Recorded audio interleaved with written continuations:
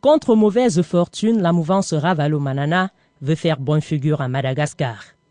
Après être passé à côté de l'ultime chance qui les aurait à nouveau ouvert les portes de la présidence malgache, les leaders locaux, proches de la mouvance de l'ancien président malgache Ravalomanana, concentrent désormais leur énergie sur les élections législatives afin de ne pas être complètement rayés de la scène politique. La majorité parlementaire, si elle est acquise, permettra au camp Ravalomanana de renverser la vapeur et de s'imposer à nouveau sur l'échiquier politique de la Grande Île.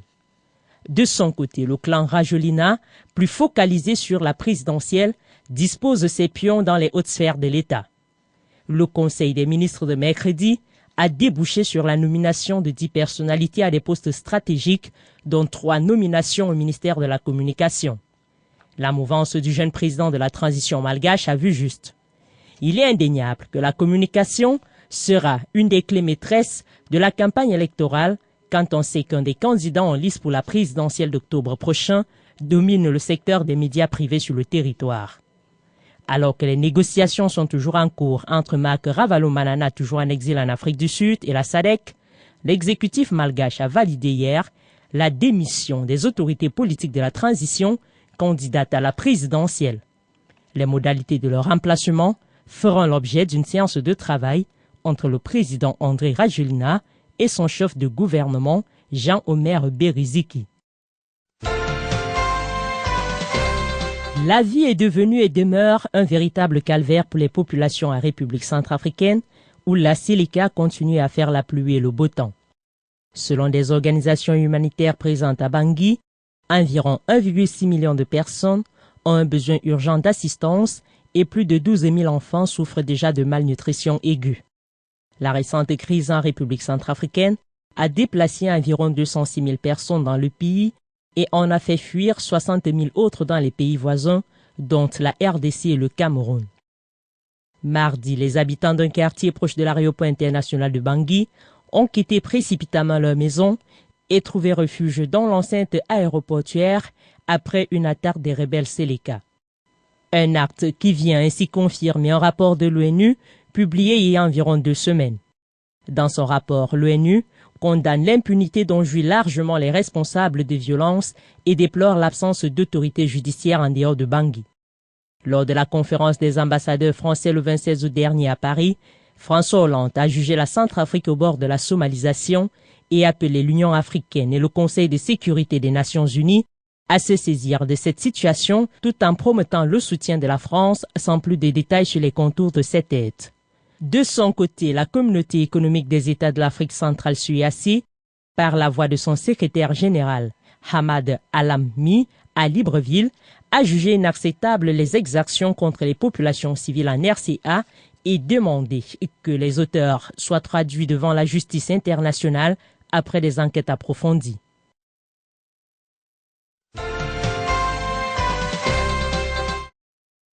L'Est de la RDC demeure un véritable champ de bataille et accumule chaque jour morts et blessés, tandis que la communauté internationale brille par son impuissance.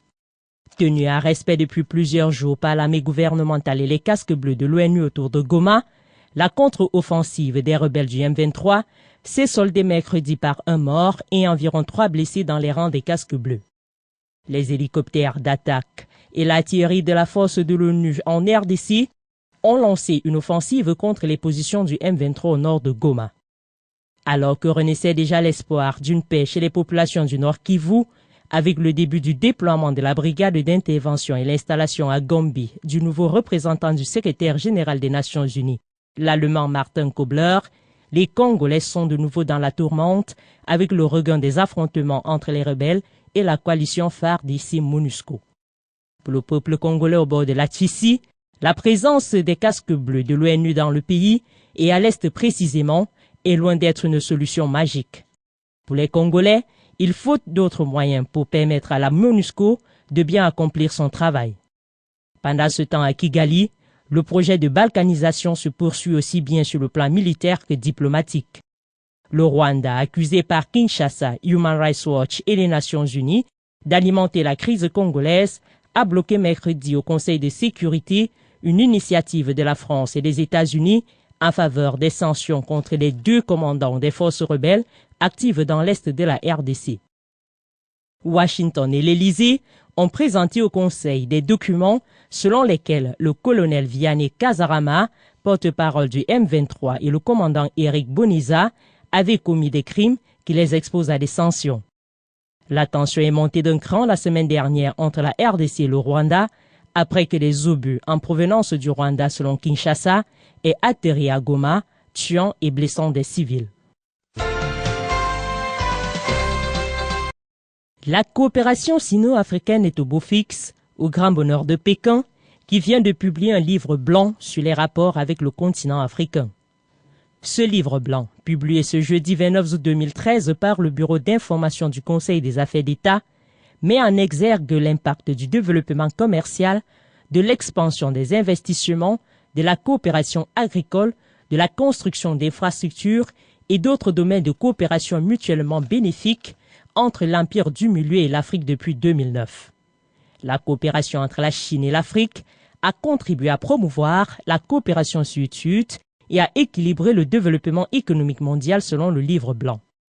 Les investissements directs de la Chine en Afrique sont ainsi passés de 1,44 milliard de dollars à 2,52 milliards de dollars, avec une croissance annuelle estimée à 20,5% entre 2009 et 2012, précise le livre.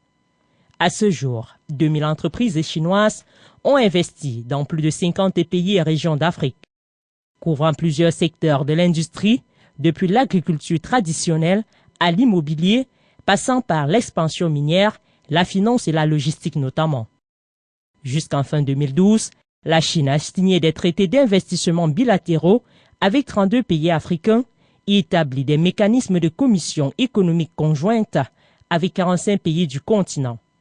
Mais malgré les fruits de cette coopération sud-sud, la forte présence chinoise en Afrique ne cesse de provoquer l'ire des puissances occidentales dont les médias dénoncent assez régulièrement l'occupation du marché africain et le pillage des ressources naturelles. Une réaction plutôt légitime dans la mesure où la Chine est devenue la deuxième plus grande économie mondiale derrière les États-Unis.